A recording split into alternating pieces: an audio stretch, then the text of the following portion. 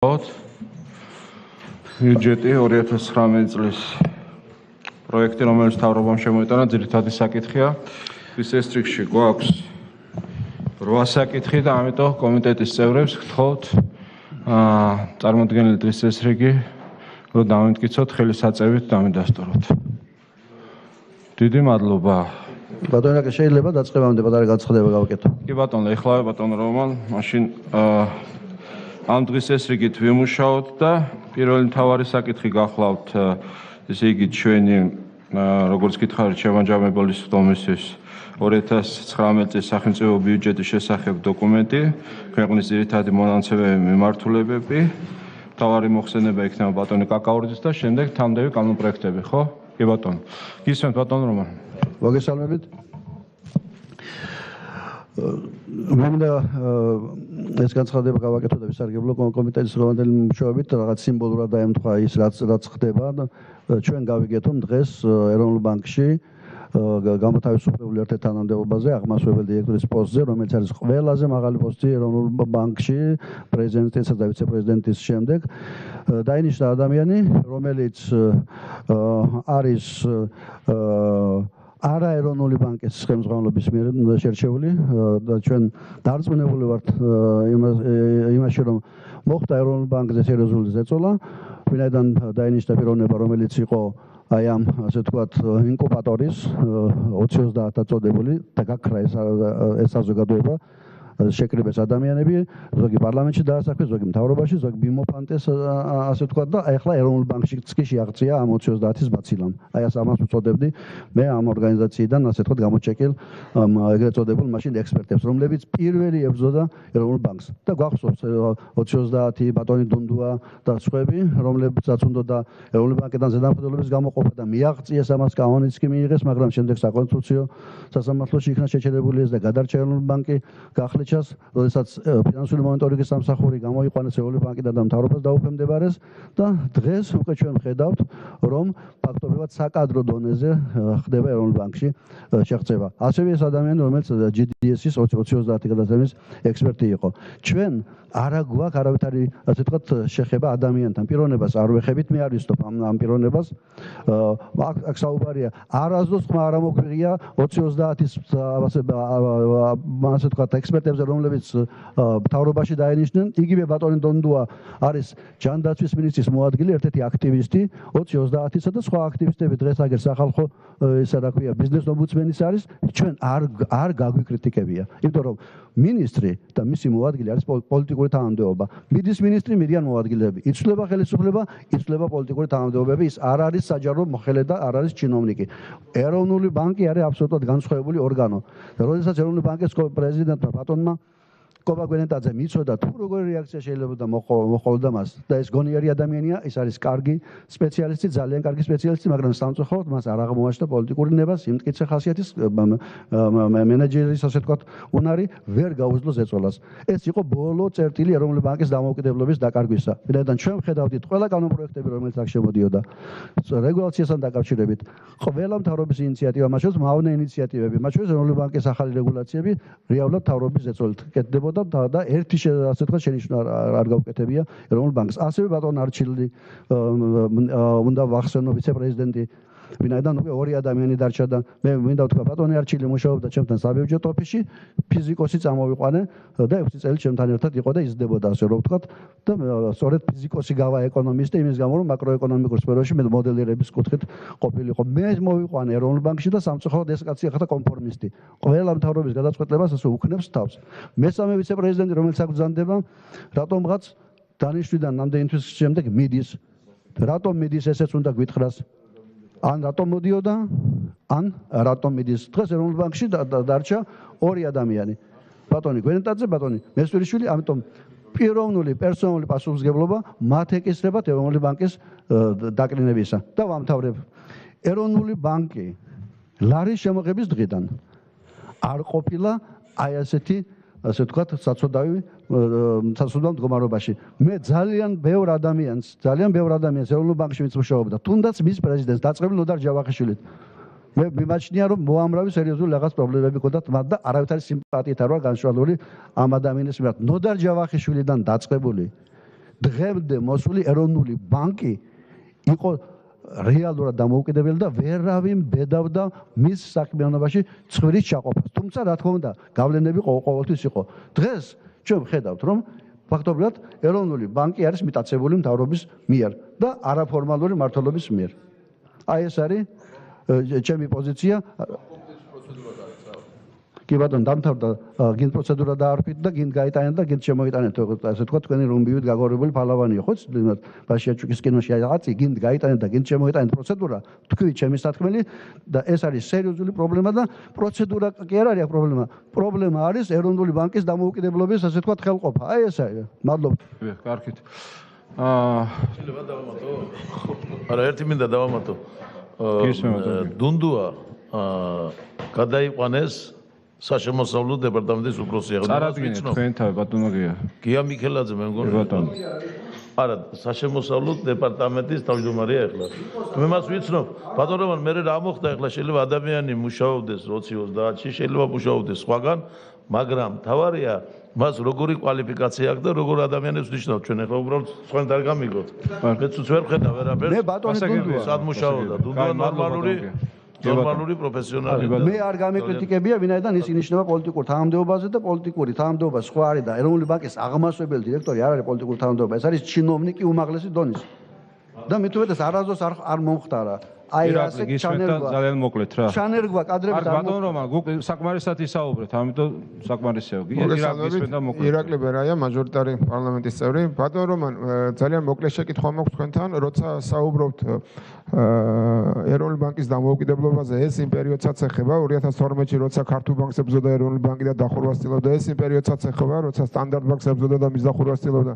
გთხოვთ ამ შეკითხვაზე ძალიან მოკლედ მეფასხოთ. გულისხმობთ თუ არა ამ პერიოდსაც, როცა დამოუკიდებლობაზე ლაპარაკობთ ეროვნული ბანკის და დღეს, როცა ამის დამოუკიდებლობაზე ლაპარაკობთ, ეს ფაქტი გახსენდება თუ არა, როცა ამის საუბარს იწყებთ. მადლობთ. კარგით. ეროვნული ბანკი არის აქ და რაიმე კომენტარები ხო არ გნებავთ თქვენ ამ საკითხზე?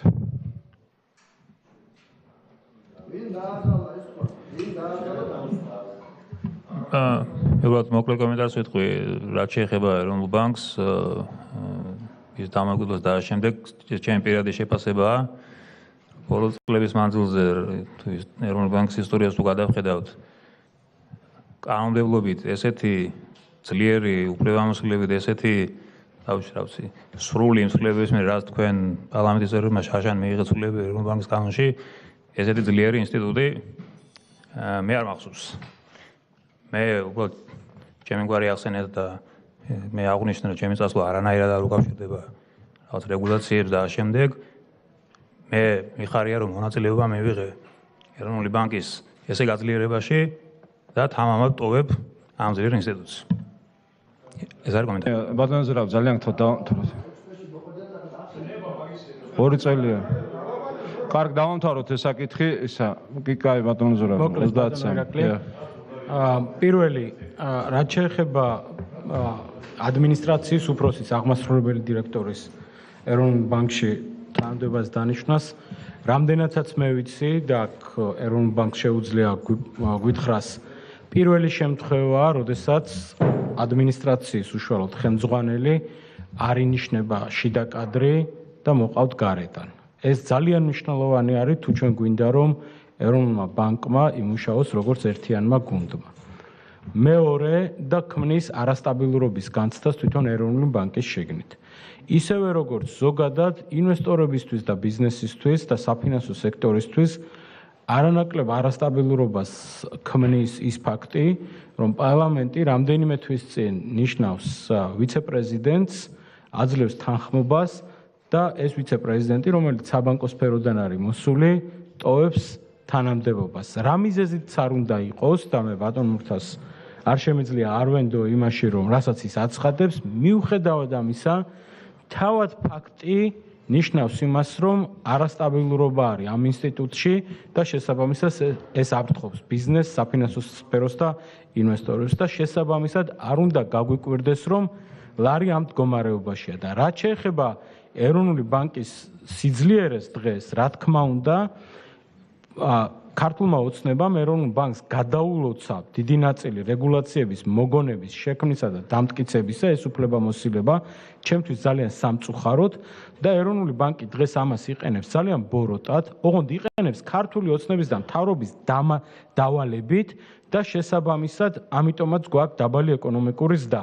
პირდაპირ ერევა უკვე ეროვნული ბანკი ბიზნესის თავისუფლებაში, რაც გამოიხატა ბოლო რეგულაციებითაც და არ უნდა გაგვიკვირდეს, რომ ჩვენი ეკონომიკა არის ასეთ მძიმე მდგომარეობაში. კარგით, არ შემიძლია რომ კომენტარი არ გავაკეთო ამ საკითხთან დაკავშირებით, რაც შეეხება ბატონ გოცირიძის კომენტარს აღმასრულებელი დირექტორის დანიშნვასთან დაკავშირებით, მინდა ვთხოვო ეროვნული ბანკის პრეზიდენტს, რომ გამოგვიგზავნოს ინფორმაცია ამ დანიშნვასთან დაკავშირებით, მიუხედავად იმისა, რომ ეს პარლამენტის კომპეტენცია არ არის, რა პროცედურები ჩატარდა აქ.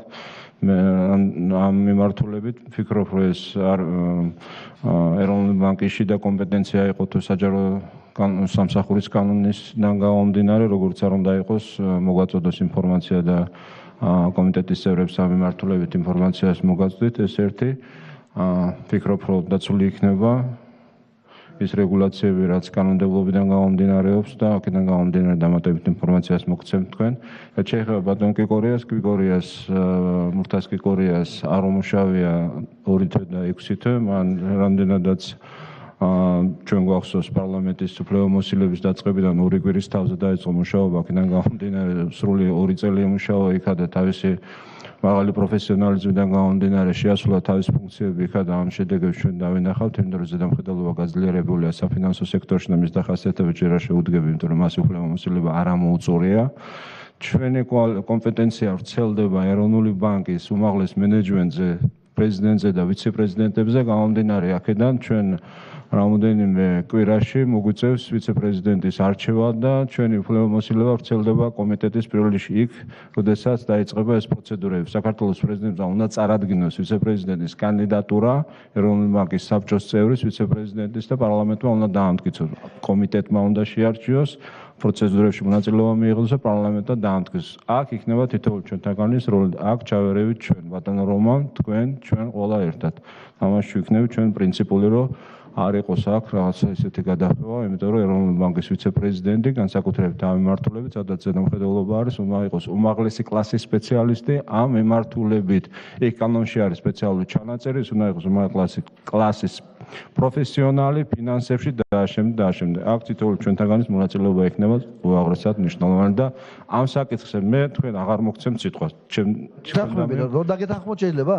ხო, დამეთანხმებით გნებავთ, მაგრამ მე კომენტარს აღარ გავაკეთებთ ამ საკითხზე წერტილს ვარ და სიტყვას აღარ მოგცემთ. ბატონო აკი, გეთანხმებით ყველაფერში და ზედამხედველობის მნიშვნელობიდან გამომდინარე, მთლიანად სწორია თქვენი შეფასება, ოღონდ მე მინდა ვთქვა, რომ უკვე დაიწყეს საუბარი ვინ იქნება და შევარდნაძის ერთ-ერთ ყოფილი მინისტრზეა საუბარი. არ ვიცი მე ვინ იქნება ეს, მაგრამ ჩვენ უნდა ვიყოთ ყველა პრინციპული. აქედან გამომდინარე ჩვენი კომპეტენცია აქ ვრცელდება და არა აღმასრულებელი დირექტორის, პრეზიდენტი და ვიცე-პრეზიდენტები და ეროვნული ბანკის საბჭოს წევრები და ეს საკითხი დახურულია. მობრძანეთ ბატონო გაგაურძე, დაიწყეთ საკითხი.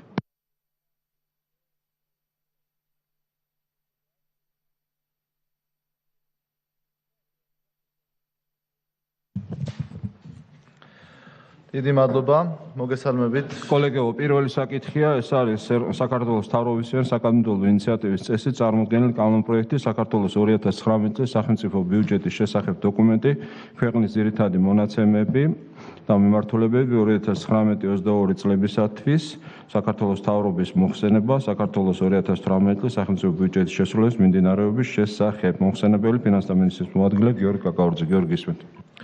დიდი მადლობა, მოგესალმებით. წარმოგიდგენთ ინფორმაციას 2019 წლის სახელმწიფო ბიუჯეტთან დაკავშირებით. მოგეხსენება საკომიტეტო მოსმენები უკვე იყო ჩატარდა ყველა კომიტეტში განვიხილეთ ასევე უმცირესობის და ფრაქციების ფორმატში. ამიტომ თქვენის ნებართვით მე შევეცდები ძირითად პარამეტრებზე გავამახვილო ყურადღება უწყებების ძირითად დაფინანსების მოცულობებზე და თუ კითხვები იქნება ამ თუ იმ უწყების მიმართებაში, რა თქმა უნდა, უკვე კითხვა-პასუხის რეჟიმში დავფაროთ აღნიშნული საკითხები. პირველ რიგში დავიწყებ შესწავლით, რაზეა დაფუძნებული 2019 წლის ბიუჯეტი.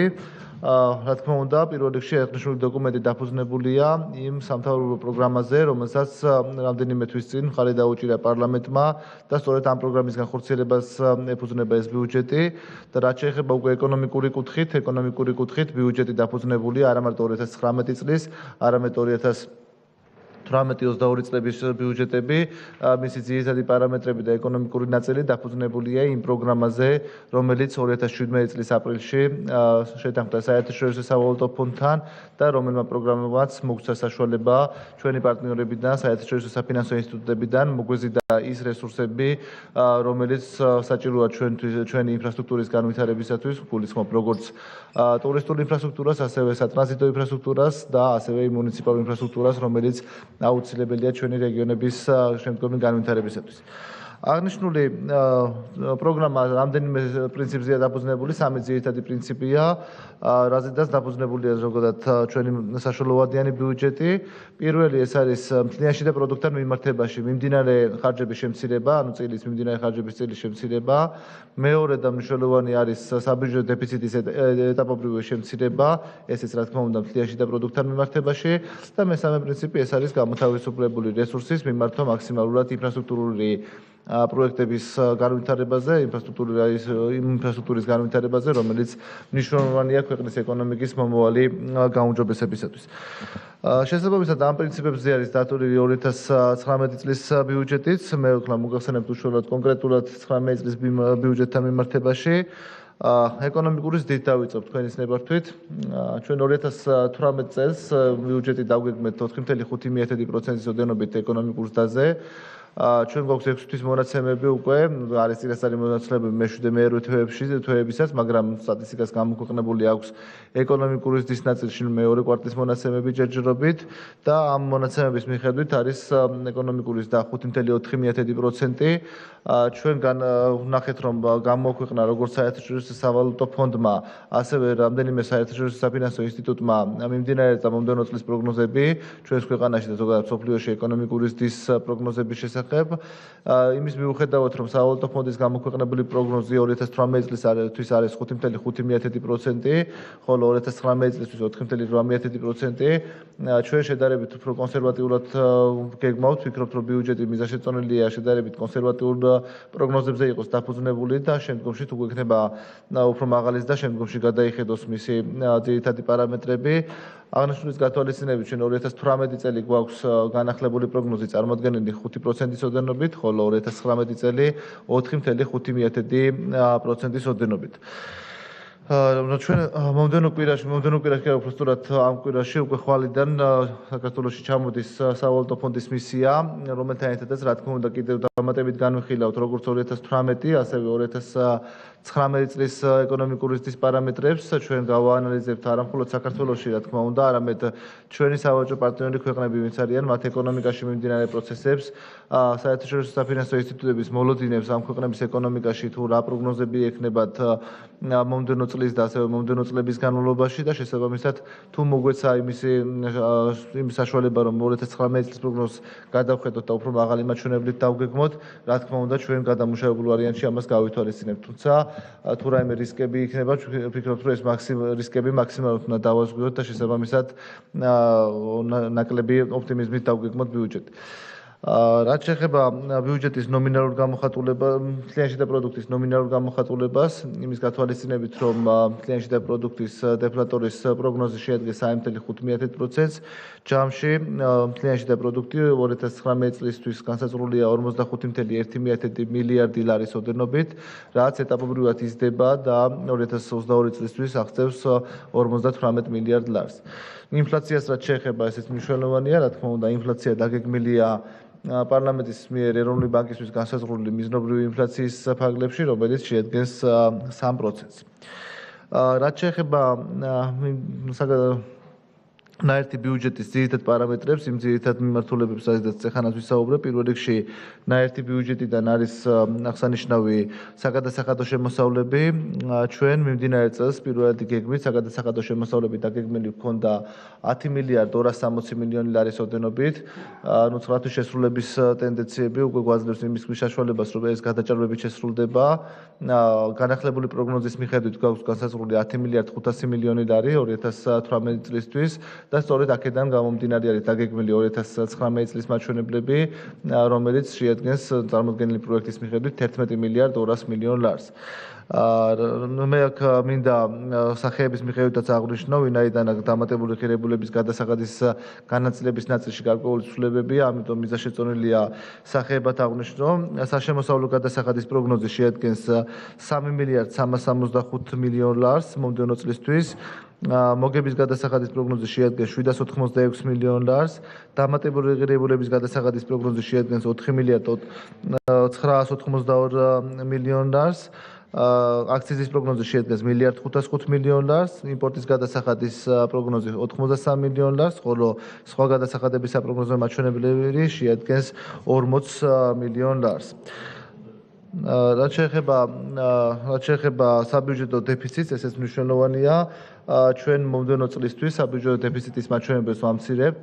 წელს დაგეგმილი გვაქვს ბიუჯეტი 2.8%-ის ოდენობის საბიუჯეტო დეფიციტის მაჩვენებელზე. მომდევნო წელს, როგორც ეს პროგრამაში არის ისედაც გაწერილი და როგორც თავიდანვე აღვნიშნე, ვამცირებთ 2.6% იქნება საბიუჯეტო დეფიციტი 2019 წელს, ხოლო 2020 წლიდან ჩამოვა 2.5%-მდე. და კიდევ ერთი მნიშვნელოვანი პარამეტრი ნაერთი ბიუჯეტის კუთხით, ეს არის მიმდინარე და კაპიტალური ხარჯების წილი.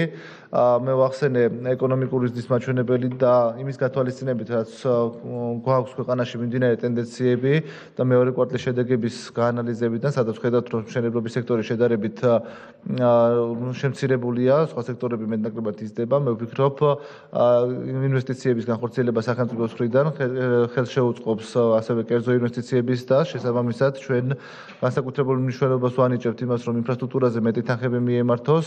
მომდევნო წელს ჯამში გათვალისწინებულია 3.6 მილიარდი ლარის ოდენობით ინფრასტრუქტურულ პროექტებზე მიმართვა. ეს არის დაახლოებით 8% მთლიანში და პროდუქტთან მიმართებაში და მსგავსი დინამიკა გაგრძელდება მომდევნო წლებშიც და 8%-ის ფარგლებში, არანაკლებ 8%-ის ფარგლებში იქნება შენარჩუნებული ინფრასტრუქტურაზე მიმართული თანხები. ამავდროულად ჩვენ მიუხედავად იმისა, რომ ნაერთი ბიუჯეტის მიმდინარე ხარჯები შემცირებული გვაქვს მთლიანში და პროდუქტთან მიმართებაში, გათვალისწინებულია აღნიშნულ მაჩვენებელში პენსიების დის წილი, დაახლოებით 200 მილიონი ლარი, ასევე პოლიციელთა და სხვა დაბალი რანგის მუშაკთა ხელფასების მატება, რასაც დაახლოებით 70 მილიონი ლარია გათვალისწინებული და მიუხედავად ამისა, ჩვენ მთლიანში და პროდუქტთან მიმართებაში მიმდინარე ხარჯების წილი მცირდება და შეადგენს 2019 წლისთვის 22.6%-ს და კლების ტენდენცია მომდევნო წლებშიც ნარჩუნდება, საბოლოოდ შეადგენს 2022 წლისთვის ჩამოდის 21%-იან ნიშნულზე. ასევე მნიშვნელოვანია აღინიშნოს შრომის ანაზღაურების ნაწილი, მიუხედავად იმისა, რომ გარკვეული ზრდები არის გათვალისწინებული, ისევ გავიმეორებ, ძირითადად პოლიციელების, მაშველების და სხვა მსგავსი პროფესიების ნაწილში შრომის ანაზღაურება მთლიანში და პროდუქტთან მიმართებაში განსაზღვრულია 3.9%-ის ოდენობით, როგორც ეს მთავრობის პროგრამის დროს იყო მხარდაჭერილი და გაჟღერებული. რაც შეეხება უშუალოდ სახელმწიფო ბიუჯეტის ნაწილს, დავიწყებ მე სახელმწიფო ბიუჯეტის შემოსულობების ნაწილით. 2019 წლისთვის სახელმწიფო ბიუჯეტის შემოსულობების ჯამური მაჩვენებელი განსაზღვრულია 12 მილიარდ 611 მილიონი ლარის ოდენობით. მათ შორის, ყველაზე დიდი და ყველაზე მნიშვნელოვანი წყარო ამის დაფინანსების არის საგადასახადო შემოსავლები, 9 მილიარდ 565 მილიონია განსაზღვრული საგადასახადო შემოსავლების სახით. რაც შეეხება გრანტებს, გრანტების სახით განსაზღვრულია 266.7 მილიონი ლარი.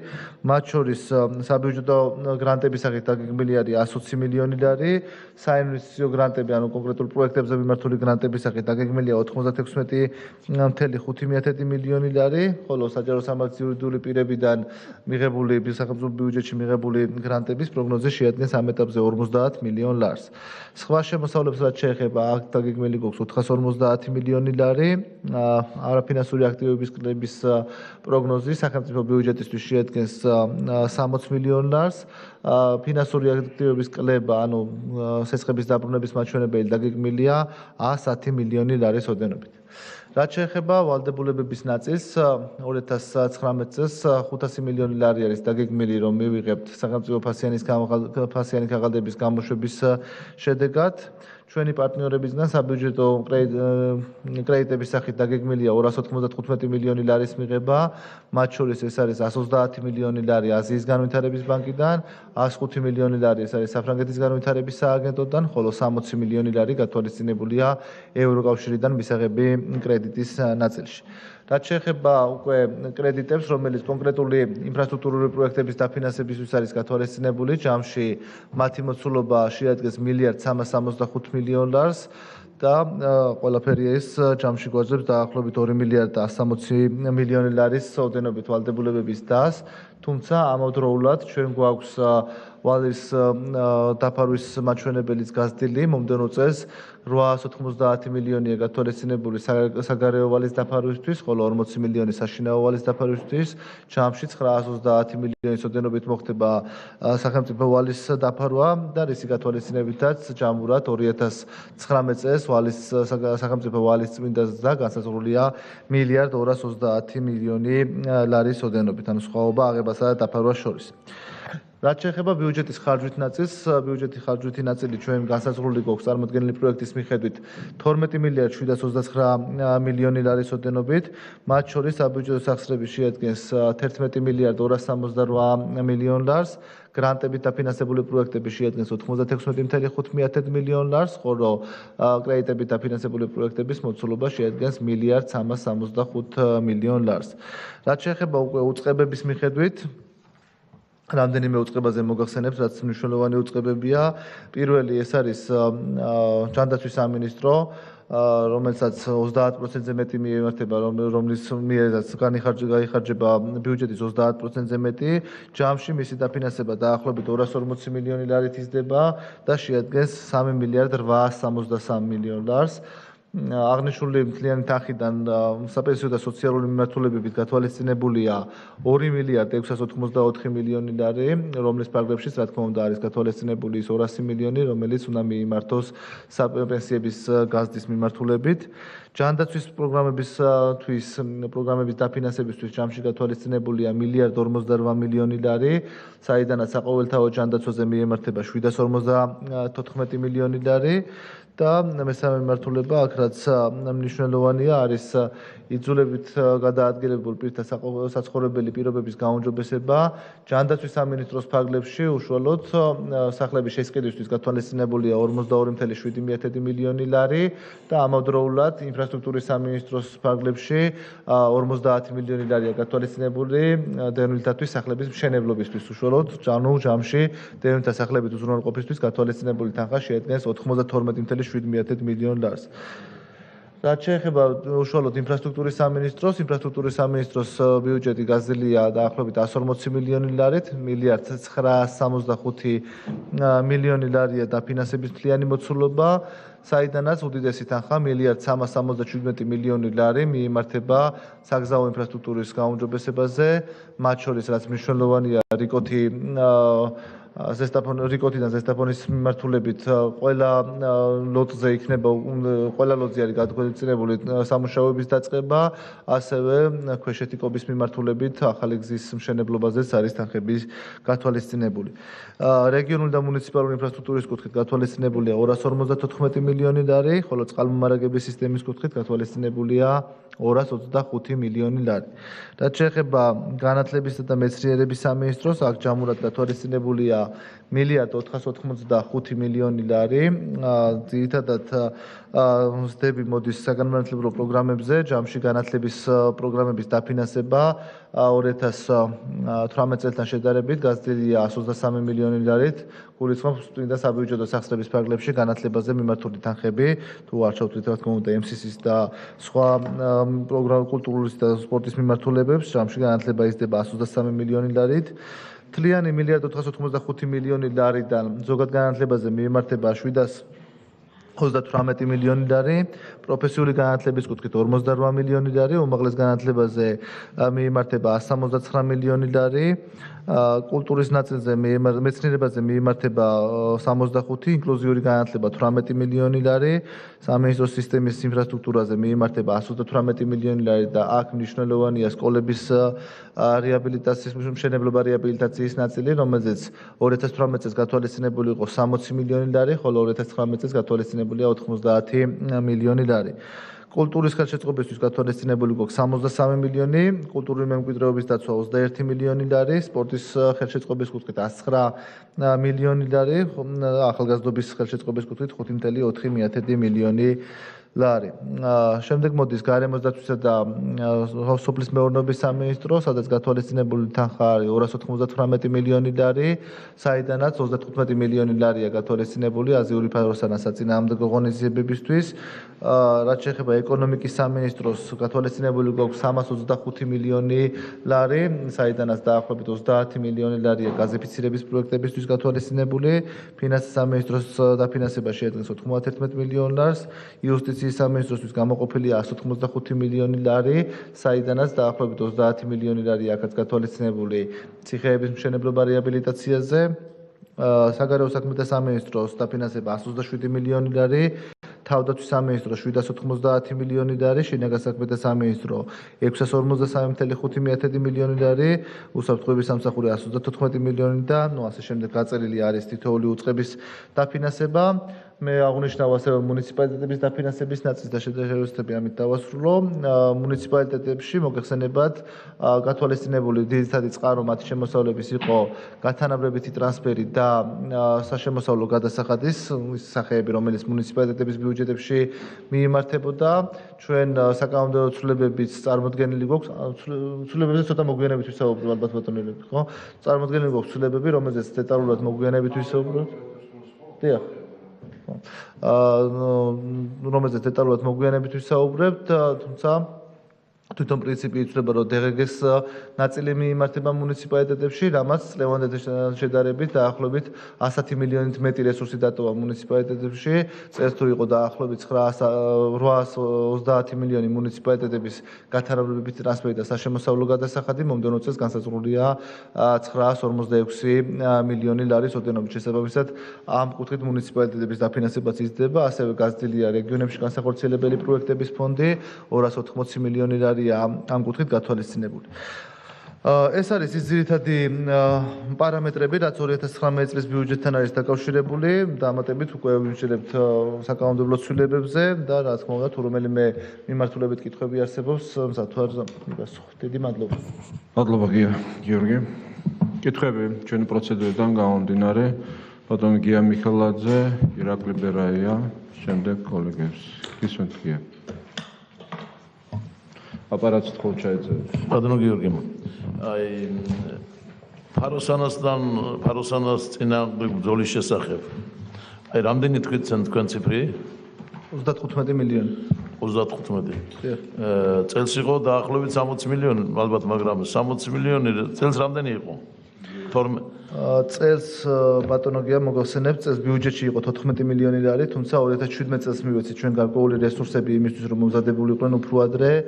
და თუნებას მოგცემთ კითხვის ნაწილში პირდაპირ პასუხსაც მოგცემთ გარკვეული მიმართულებით, რომ წელსაც გარკვეული რესურსები შეიძლება წელს მიცემა უფრო ეფექტური იყოს, იმისთვის რომ ცოტა ადრე მოემზადონ და საგაზაფხულო პერიოდში, როცა უკვე სამუშაოები იქნება განსახორციელებელი, მზად იყვნენ შესაბამისი შესყიდვები უკვე განხორციელებული კონდეთ. ეს ეხება ძირითადად ტექნიკის ნაწილში, თუ რაიმე დამატებით იქნება. ჯერ ამაზე საბოლოო რიცხვი ეს არის საბოლოო ბიუჯეტი ფაროსანას საწინააღმდეგო ღონისძიებაზე. გასული წელი, ეხლა მე არ მინდა გამოვიდე, მაგრამ გასული წელიც უნდა ვთქვა, რომ არ არის დამაკმაყოფილებლად ჩატარებული სამუშაოები და იმის გამო, რომ არადაკმაყოფილებლად არის ჩატარებული სამუშაოები, უკვე თბილისში შემოვიდა ფაროსანა. ძალიან მომრავლდა თბილისში და მომავალ წელს იქნება კატასტროფული მდგომარეობა თბილისში. და კიდევ ერთხელ ვიმეორებ, დასაწყისში გამოვედი ამ საკითხთან დაკავშირებით, რომ წარმოუდგენელ ვითარებაში იქნებოდა და ცოტა რაღაც საეჭვო რაღაცებიც მოხდა ამ შემოტანასთან დაკავშირებით, ამ ხამქიმიკატებთან და ასე შემდეგ და ასე შემდეგ. და ვინ არის, ვინ აკონტროლებს, რა ხდება ამ საქმეს. მე ეხლა ასეთ რამეზე გადავიდნენ, რომ არა ფაროსანა არ არის, ეხლა სოკვან მესმის გასაგებია სხვადასხვა დაავადებები, მაგრამ მათ მიერ ჩატარებული ეს ღონისძიებები ჩვენ გაუზარდეთ. აი, თქვენ გახსოვთ მე როგორი პრინციპით უდგებოდი ამას და 12-დან 60 მილიონამდე გავაგზავნე. შედეგი ვერ დავინახე რაღაც. არ არის შედეგი და ეხლა კიდე ჩვენ კიდე დაუმატებთ და რა გავაკეთოთ ეხლა ამ ბიუჯეტის თანხებს ვაძლევთ ქვეყანაში შეიცვალოს მდგომარეობა მარტო ფაროსანა ხო არ არის, მაგრამ აი კონტროლს ვერ ვახორციელებთ ამ საქმეების შესრულებას და შედეგი ძალიან ისეთია. დააგროვო თქვენ. როგორც ასე ჯობია. კი ბატონო. ირაკლი მოგესალმებით. პროექტში მინდა დავაფიქსირო, რომ ხარს დაუჭერო აღნიშნულ კანონ პროექტს ბიუჯეტის შესახებ. ბიუჯეტი არის სტაზე ორიენტირებული. ცირდება მიმდინარე ხარჯები, შენარჩუნებულია კაპიტალური ხარჯები, დაახლოებით 1 მილიარდით იზრდება ბიუჯეტი და რა თქმა უნდა, მთელი ეს მონაცემები არის სტაზე ორიენტირებული ქვეყნის ეკონომიკურ ზრდას გულისხმობ. მე როგორც მაჟორიტარმა დეპუტატმა მინდა ვისარგებლო შემთხვევით და ბიუჯეტის კანონის განხილვისას მინდა მოგმართო თქვენს განათლების სამინისტროსაც და ინფრასტრუქტურის სამინისტროსაც იმ პრობლემების შესახებ, რომელიც არის მაჟორიტარულ ბლოკში. ჩვენ ბიუჯეტის ერთ-ერთი პრიორიტეტი არის განათლება, სწორედ სკოლებში ეხება ის წვავმდგომარეობა, რომელიც არის მაჟორიტარულ ბლოკში, მაგალითად სოფელ ქვემო ქვალონში სკოლა არის ავარიულ მდგომარეობაში და სიცოცხლის რისკის ფასად მედიან მოსწავლეებიც და მასწავლებლებიც იქ გაკვეთილებით ჩასატარებდა სასკოლო პროცესის საწარმოება და ასევე ძალიან ბევრ სკოლაში ბიუჯეტის სიმწირის გამო ვერ ახერხებენ დაიცვან სახანძრო უსაფრთხოების ნორმები, რისთვისაც სახანძრო უსაფრთხოების სამსახური მათ აჯარიმებს და ისედაც მწირი ბიუჯეტი კიდევ უფრო მცირე ხდება. ამ ჯარიმის გადახდის შემდეგ, აგრეთვე რამდენიმე სკოლაში, მაგალითად სოფელ ნოჯიხებში ვერ მოახერხეს წყლის შეყვანა და ბავშვები სარგებლობენ მეზობელი სახლში მდებარე ჭის წყლით. აქ 7-8 წლის ბავშვები მედიან ჭასთან დამოუკიდებლად და ესეც ერთგვარი უსაფრთხოების ზომები არის მისაღები ამ მიმართულებით.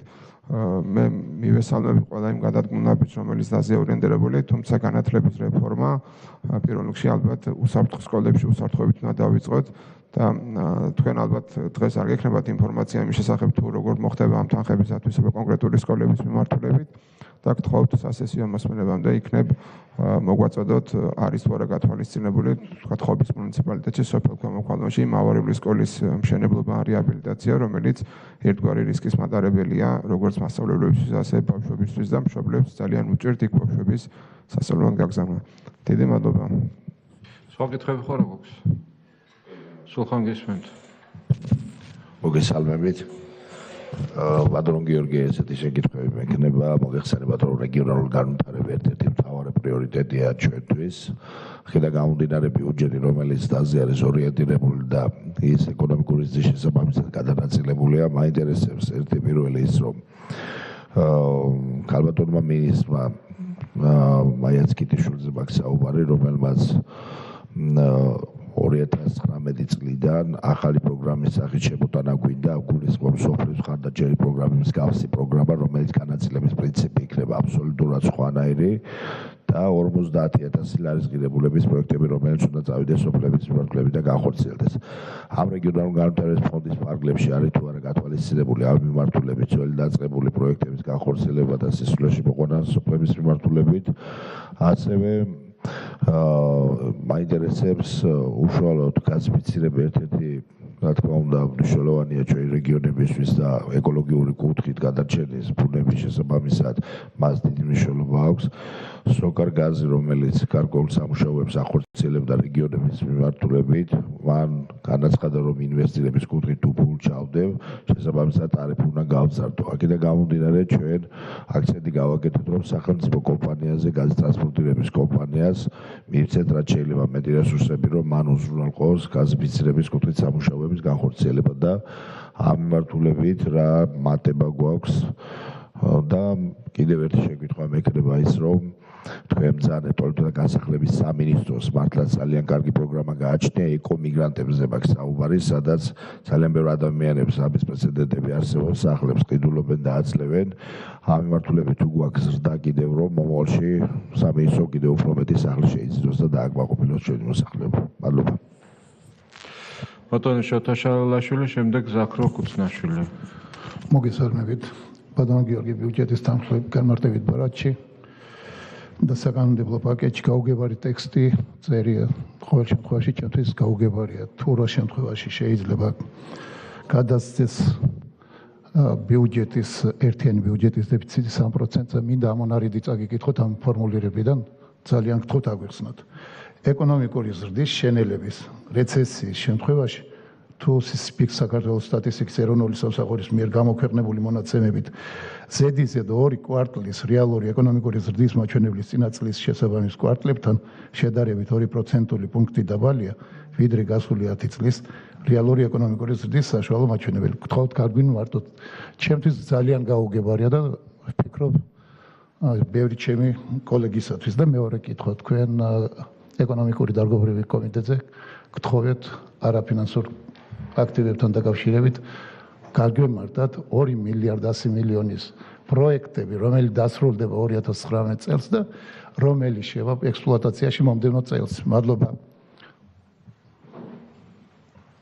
ზაქრო გისმენთ. მოგესალმებით, რამოდენიმე შეკითხვა ბატონ გიორგი. წარმოდგენილი პროექტის მიხედვით ბიუჯეტის შემოსულებებში პრივატიზაციიდან შემოსული სახსრების ოდენობა შეადგენს 60 მილიონს. შეიძლება შეგიძლიათ კომიტეტს გააცნოთ საპრივატიზაციო გეგმის ძირითადი ასპექტები, თქვა რა იგეგმება რომ თქვა საპრივატიზაციო გამოტანილი იქნას მთავრობის მიერ 2019 წელს. მოგეხსენებათ რომ არსებული პრაქტიკით პარლამენტი მოწყვეტილია ამ პროცესს და შესაბამისად თქვენ მთავრობა შეიმუშავებთ საპრივატიზაციო გეგმას და აქაც ალბათ ჩვენ ყველას მოგვიწევს დაფიქრება რომ თუ თვითმმართველობის დონეზე წარმომადგენლ ორგანოები ჩარეული არიან მას უთანხმებენ საპრივატიზაციო გეგმას, საკრებულოები ყავს ხედელობაში, ჩვენ პარლამენტი მოწყვეტილი ვართ ამ პროცესს, მარტო ნომინალში ვიგებთ ციფრს, რის გაყიდვას გეგმავს მთავრობას, მაგრამ რა არის, რა ობიექტები გამოაქვს მთავრობას და როგორ მართავს ამ პოლიტიკას, საპრივატიზაციო პოლიტიკას, სამწუხაროდ პარლამენტი მოკლებული ვართ ამ ინფორმაციას. ანუ რას გეგმავთ რომ გავყიდოთ 2019 წელს, უბრალოდ მთავრობა გაყიდოთ 2019 წელს. მეორე შეკითხვა, თქვენ ბრძანეთ რომ საშინაო და საგარეო ვალების მომსახურებისთვის 2019 წელს გეგმავთ დაახლოებით 930 მილიონამდე ლარს. თუმცა ამ საგარეო და საშინაო ვალის მომსახურებისთვის თქვენ იღებთ ახალ ვალს, რომელიც 300 მილიონით აღემატება გასაწევი ხარჯების ოდენობას. და იქნება მოგვახსენოთ თქვა 300 მილიონით აღემატება ეს იმის გამო რომ ამ ნამად თანხას ვიყენებთ სხვა კაპიტალური ხარჯებისთვის და თუ კიდევ უარეს თუ შვიდას აღემატება თუ თქვათ ჩვენ იმ პრაქტიკას მივიდებთ რომ ახალი საგარეო ვალის აღებით ვფარავთ წინა საგარეო ვალს და გვემატება მომსახურების სარგებელი. მესამე შეკითხვა რომ თქვენ ბრძანეთ და ალბათ აქ შემდეგ თანდართულ კანონპროექტთან ერთად მოგვახსენებთ რომ იცვლება მუნიციპალიტეტების დაფინანსების სისტემა, ზიარი გადასახადი, საშემოსავლო გადასახადი ჩაანაცვლებს დამატებითი ღირებულების გადასახადიდან პროცენტული თანამონაწილეობა. შესაბამისად თქვენითი ჩემი პოზიცია ამ საკითხთან მიმართებაში რომ მე მიმაჩნია რომ სწორი იქნება რომ ჩვენ გავაგრძელოთ დეცენტრალიზაციის პოლიტიკა იმ მიმართებით რომ არა მარტო საშემოსავლო გადასახადი შევინარჩუნოთ როგორც ზიარი გადასახადი, არამედ დამატებით ღირებულების გადასახადს გავხადოთ ზიარი გადასახადი და არა ისე რომ ის ჩაინაცვლოს ერთი მეორეს. და ჩემი მოსაზრება ამის თაობაზე ცნობილია თქვენთვის რომ მიმაჩნია რომ დღეს მდგომარეობით თუ შევხედავ სურათს 1 მილიარდია განსხვავება საშემოსავლო და დამატებითი ღირებულების გადასახადის შედეგად მიღებულ შემოსავლას. დაახლოებით 1 მილიარდი უსწრებს დამატებითი ღირებულების გადასახადს, ესეც უსწრებს იმის ხარჯზე რომ არ გვაქვს წარმოება და იმპორტის დღეგ საკმაოდ დიდია ჩვენს შემოსულობების ნაწილში. აქედან გამომდინარე საშემოსავლო გადასახადის წართმევა მუნიციპალიტეტებისთვის ხომ არ გამოიწვევს ეს ერთ მხრივ დეცენტრალიზაციის პოლიტიკის რევიზიას, მეორე მხრივ ხომ არ წაახალისებს პასიურობას, იმიტომ რომ დამატებითი ღირებულის გადასახადი არაპირდაპირი გადასახადია, ფაქტობრივად ყველა ვართ მისი შემქმნელი და მომხმარებელი, ხოლო საშემოსავლო გადასახადი კონკრეტულ დასახლებაში კონკრეტული შემოსავლის იდენტიფიცირებით გაიცემა და აქედან გამომდინარე ხომ არ მივიღებთ სურათს, რომ ყველა გაიზრდება ერთნაირად, ყველა მუნიციპალიტეტი გაიზრდება ერთნაირად და ამაში თქვენ სწორად ბრძანდებით, თუ პროცენტული პრინციპი ნიშნავს, რომ ყველა ერთნაირად გაიზრდება, მაგრამ დაეკარგება სტიმულირება, რომ ვინ მეც იშრომებს ახალი სამუშაო ადგილების შესაქმნელად და ვინ ნაკლებს, აზრ დაეკარგება. ყველა ან ერთად გაიზრდებიან თანაბრად, ან ერთად ღმერთმა დაიფაროს წავლენ ქვევით. რამდენად სწორია ეს მიდგომა და მე კომიტეტის წევრების აზრს მაინტერესებდა, პროფესიონალი თქვენ ახარ და თქვენი შემოსაზრება ამ საკითხში ძალიან ღირებულია. შემდეგი საკითხი. მე მივესალმები ისეთ ახალ პროექტებს, რომელსაც მთავრობა იწყებს. ეს არის ქუთაისის შემოვლითი საავტომობილო გზის მეორე ზოლი და მივესალმები, რომ მე ვიცი, რომ ეს პროექტი მზად არის, ჯერ კიდევ წინა მინისტრს ქონდა მზად ეს პროექტი და მეორე ზოლის მშენებლობის დაწყება ძალიან მნიშვნელოვანია, იმიტომ რომ ფაქტიურად დღეს ეს გზა ნახევარდატვირთვით მუშაობს იმ ცნობილი მიზეზების გამო, რასაც უსაფრთხოების მიზეზები ქვია. მივესალმები, რომ იწყება საუკუნის პროექტის რეალიზაციის არის ქვეშეთი კობის დამაკავშირებელი გვირაბების და ხიდების მშენებლობა, მივესალმები ამას.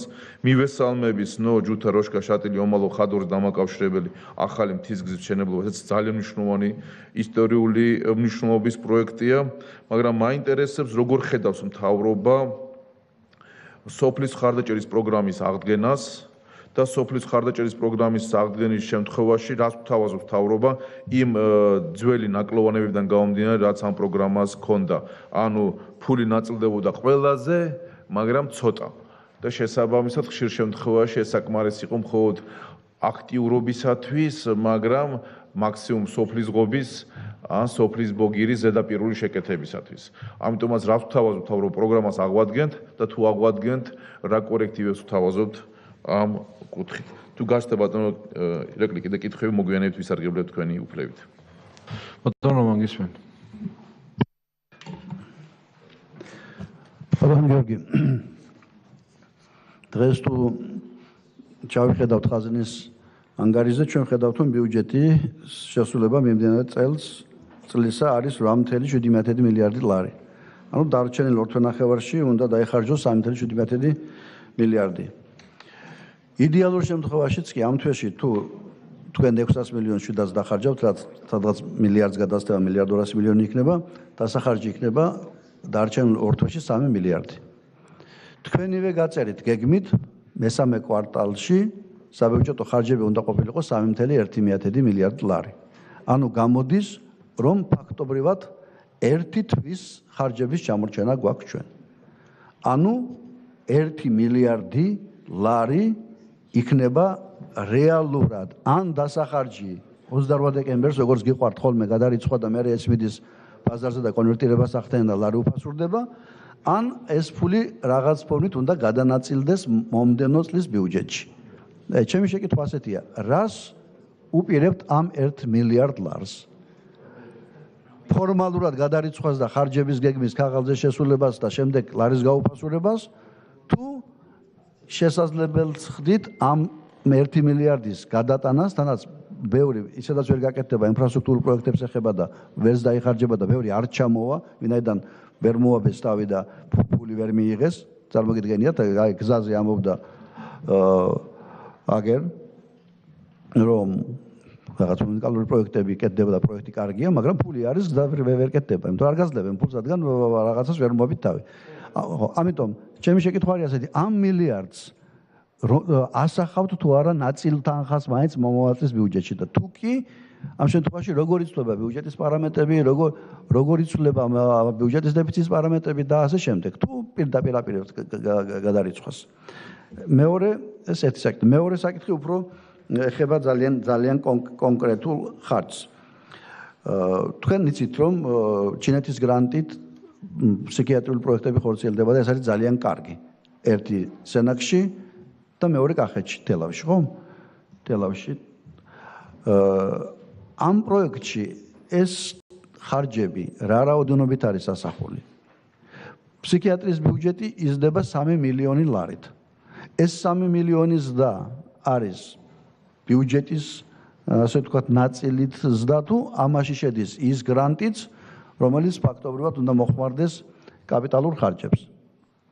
აი ეს მაინტერესებს, თუ რატომ მაინტერესებს, გეტყვით ორიოდე სიტყვით, იმიტომ რომ შეიძლება თქვა მთავრობამ ჩაიდინა დანაშაული აი ამ დარგის მიმართ და ფსიქიკურად დაავადებული ადამიანები მიატოვა მთავრობამ 2 წლის განმავლობაში თუ 3 წლის განმავლობაში 16 მილიონი იყო ბიუჯეტი, არც ერთი თეთრი არ მომატებულა, არც შარშან წინ, მაშინ როდესაც ლარი გაუფასურდა, მედიკამენტები გაუფასურდა, არა 16 მილიონი არ მოუმატებიათ და შემდეგ ჩვენი ძალისხმევით, მათ შორის ჯანდაცვის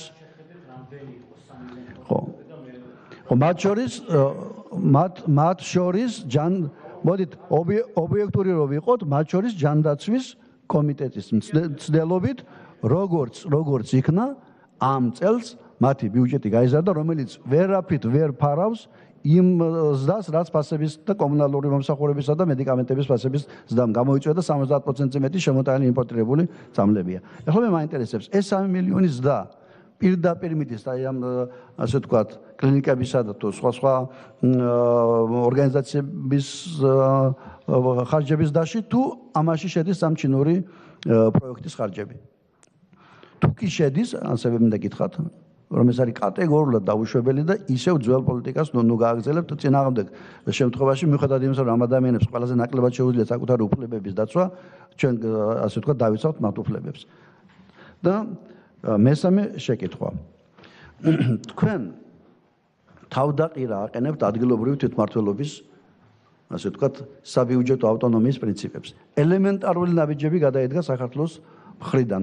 როდესაც კლასიკურად მთელ მსოფლიოში აპრობირებული შემოსავლების რაღაც ნაწილი რჩება თვითმმართველობის ბიუჯეტში. ყველგან ასია. ყველგან მთელ მსოფლიოში და არ მომიყვანოთ ახლა ჩეხეთი მითხარით, მე თქვენ ესე კორიდორში დაგისვით შეკითხვა რა საკეთებთ მეთქე და აი ჩეხეთში ასეაო.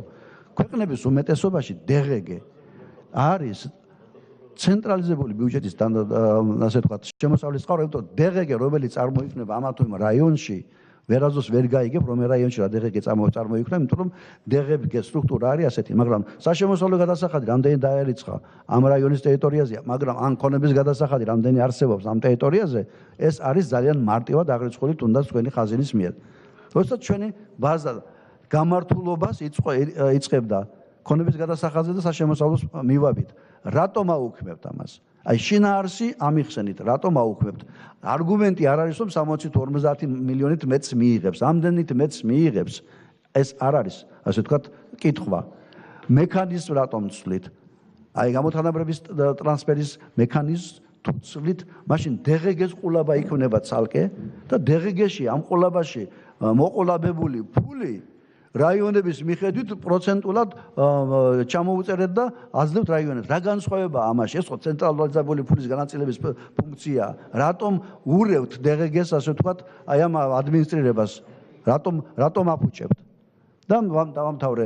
მე შემიძლია გითხრათ, რომ გამონაკლისების გარდა, იგივე ამერიკის შეერთებულ შტატებში, სადაც DGG არ არსებობს და არის ვაჭრობის გადასახადი და მაღაზიაში გიმატებენ და კანადაში.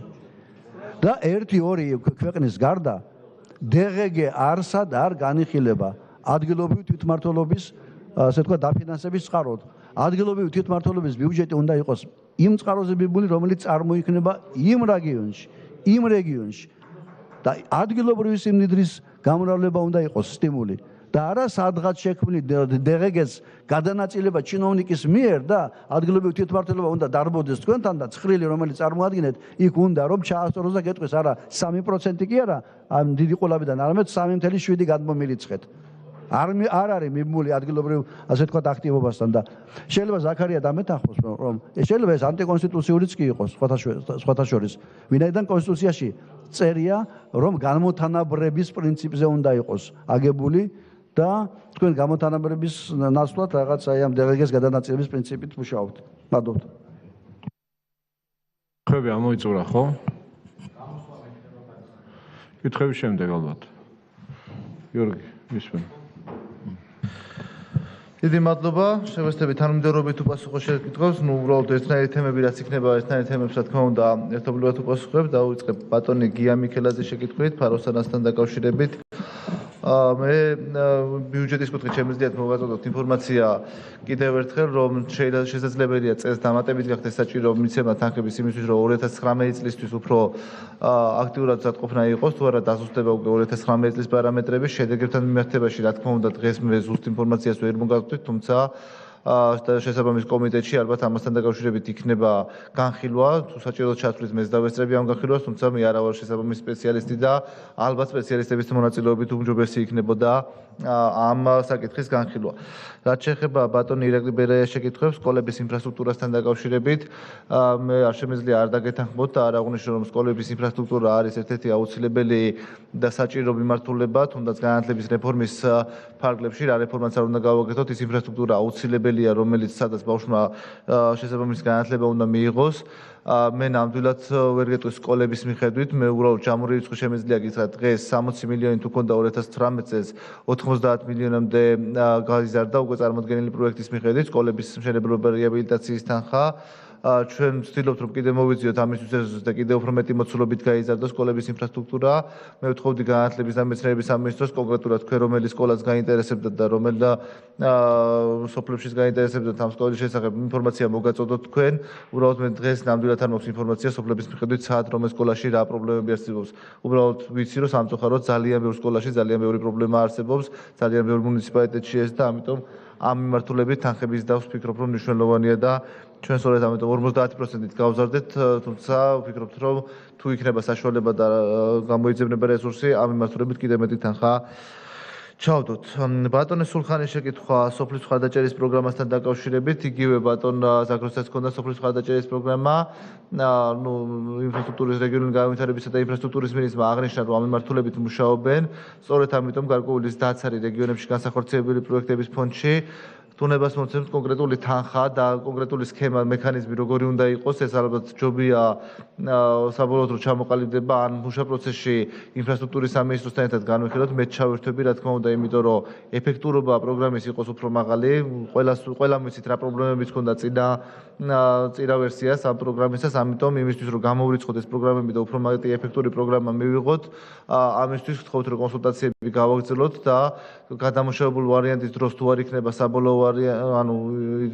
საბოლოო ვარიანტი აღნიშნული პროგრამის, ბიუჯეტის პროექტის საბოლოო ვარიანტის წარმოდგენის დროს უნდა იყოს და შესაბამისი ძირითადი დებულებები ალბათ აისახოს, დანარჩენი უკვე დეტალები გაიწერება ნორმატიული აქტებით. რაც შეეხება ბატონოს გაზიფიცირებასთან დაკავშირებულ შეკითხვას და გაზიფიცირების ნაწილში ჩვენ გვაქვს 30 მილიონი ამ ეტაპზე გათვალისწინებული. წელს ჯამში ახალი პროექტებისთვის 2018 წელს, იმის გათვალისწინებით 2017 წელს მივეცით დაახლოებით 50 მილიონის რესურსი გაზის ტრანსპორტირების კომპანიას.